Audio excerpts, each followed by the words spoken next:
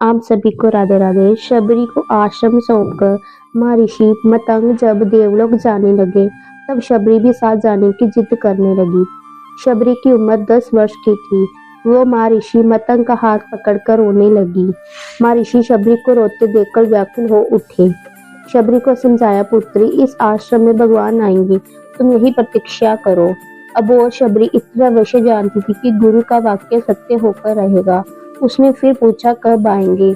महर्षि मतंग त्रिकालदर्शी थे, वे भूत भविष्य सब जानते थे। महर्षि शबरी के आगे घुटनों के बल बैठ गए और शबरी को नमन किया। आसपास उपस्थित सभी ऋषिगण असमझ में डूब गए। ये उल्ट कैसे हुआ? गुरु यहाँ शिष्य के नमन करे, ये कैसे हुआ? महर्षि जी के तेज के आगे कोई बोल ना सका। महर्षि मतंग बोले, पुत्री, अभी उनका जन्म नहीं हुआ, अभी दशरथ जी का लगन भी नहीं हुआ, उनका कौशल्या से विवाह होगा, फिर भगवान जी की लंबी प्रतीक्षा होगी, फिर दशरथ जी का विवाह सुमित्रा से होगा, फिर लंबी प्रतीक्षा होगी, फिर उनका विवाह कैकेयी से होगा, फिर प्रतीक्षा, फिर वो जन्म लेंगे, फिर उनका विवाह माता जानकी से होगा, फिर उन्हें 14 वर्ष वनवास होगा, फिर वनवास के आखिरी वर्ष माता जानकी का हरण होगा, तब उनकी खोज में वे यहाँ आएंगे। तुम्हें उन्हें कहना, आप सुग्रीव से मित्रता कीजिए, उसे अताती बाली के संताप से मुक्त कीजिए, आप अभिष्ट सिद्ध होंगे, आप रावण का अवश्य विजय पा सकेंगे। शबरी एक क्षण मौन हो गई। अबोध शबरी इतनी लंबी प्रतीक्षा के समय को माप भी नहीं पाई। वे फिर अधीन होकर पूछने लगी, इतनी लंबी प्रतीक्षा कैसे पूरी होगी गुरुदेव? महर्षि मतंग बोले, वे ईश्वर है, अवश्य ही आएंगे, ये भावी निश्चित है, लेकिन यदि उनकी इच्छा हुई तो काल दर्शन के लिए इस विज्ञान को पूरे रखकर वे कभी भी आ सकते हैं, लेकिन आएंगे अवश्य। जन्म मरण से परे उन्हें जब जरूरत हुई तो प्रहलाद के लिए खंबे से भी निकल आए थे, इसलिए प्रतीक्षा करना, वे कभी भी आ सकते हैं। तीनों काल तुम्हारे गुरु के रूप में मुझे याद रखेंगे, शायद यही मेरे तप का फल है। शबरी गुरु जी के देश को मानकर वही आश्रम में रुक गई। उसे हर दिन प्रभु श्री राम जी की प्रतीक्षा रहती थी। वे जानती थी कि समय का चक्कर उनकी उंगली पर नाचता है, वे कभी भी आ सकते हैं। हर रोज रास्ते में फूल बिछाती, हर क्षण प्रतीक्षा करती। शबरी बूढ़ी हो गई, लेकिन प्रतीक्षा उसकी बहुत चित्त से करती रही। एक दिन उसके बिछाए फूलों पर प्रभु श्री राम जी के चरण पड़े।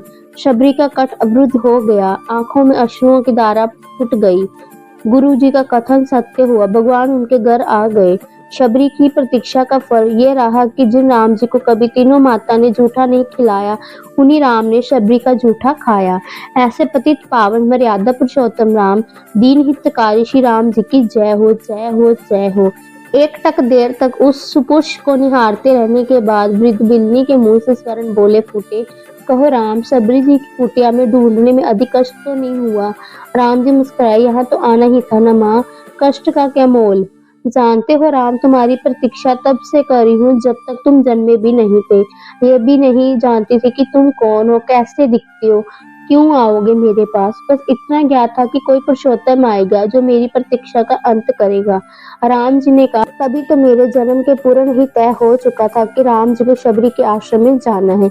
एक बात बताऊं प्रभु, भक्ति में 2 प्रकार की संगति होती है, पहली वानरी भाव और दूसरा वजारी भाव। बंदर का बच्चा अपनी पूरी शक्ति लगाकर अपनी माँ को पेट पकड़े रहता है ताकि गिरे ना।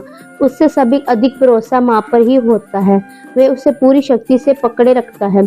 यही भक्ति का भी एक भाव है, जिसे भक्त अपने ईश्वर को पूरी शक्ति से पकड़े रहता है, दिन रात उसकी आराधना करता है।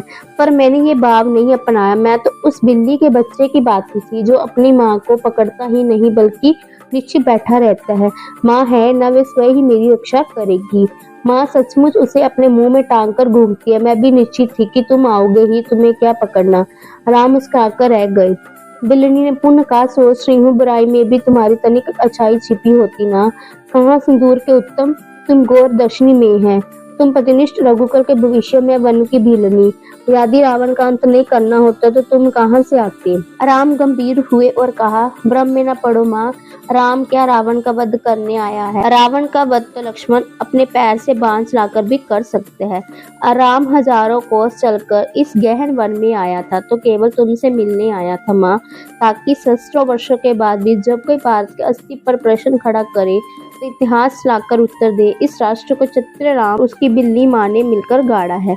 जो कोई भारत की परंपरा पर उंगली उठाए तो काल उसका गला पकड़कर कहे, नहीं, ये मात्र ऐसी सभ्यता है जहाँ एक राजपुत्र वन में प्रतीक्षा करते एक वनवासी से भेंट करने के लिए 14 वर्ष का वनवास स्वीकार करता है। राम जी वनवास में बस इसलिए आए थे ताकि जब कोई युगों का इतिहास लिखा जाए तो उस अंकित हो कि शासन प्रशासन संता जब पैदल चलकर वन में रहने वाले समाज के अंतिम व्यक्ति तक पहुंचे तभी वे राम राज्य है। राम जी वन में इसलिए आए थे ताकि भविष्य स्मरण रखे कि प्रतीक्षाएं अवश्य पूरी होती है। राम जी रावण को मारने भले के लिए नहीं आए थे।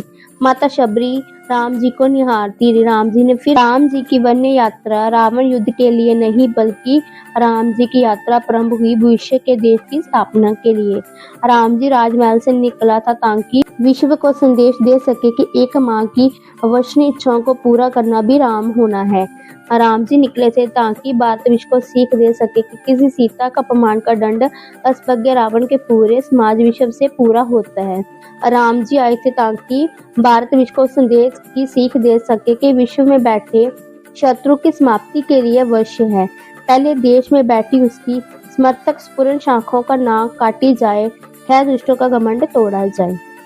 राम जी आए थे ताकि युगों को बता सके कि रावण को युद्ध केवल राम जी की शक्ति से नहीं बल्कि वन में बैठी शबरी के आशीर्वाद से जीते जाते हैं। शबरी की आंखों में जल भर आया था। उसने बात बदलकर कहा, बेर खाओगे राम? राम जी मुस्कुराए, बिना खाए जाऊंगा भी नहीं माँ। शबरी अपनी कुटिया में जपोली में बेर लेकर आई और राम जी के समक्ष रख दिए। राम और लक्ष्मण खाने लगे तो कहा, बेर मीठे हैं ना प्रभु?